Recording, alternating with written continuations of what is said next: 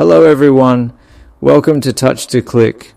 Today I'll show you how to connect IndiaMART to Shopify step by step so you can connect your store with suppliers and manage leads more easily.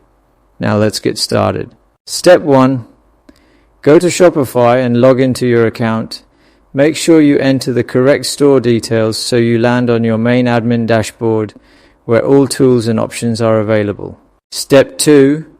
Click Apps from the left-hand menu. This section controls all installed and new apps, and it's the place where store integrations are added and managed. Step 3. Click the Recommended App section. Here you'll see suggested and popular apps that work well with most stores and save setup time. Step 4. Scroll down and click Shopify App Store. This opens the official app marketplace where you can safely find third-party apps for features and connections. Step 5. Click the search bar at the top of the App Store page. This helps you directly find the exact app instead of browsing through categories. Step 6. Type IndiaMART and click on it.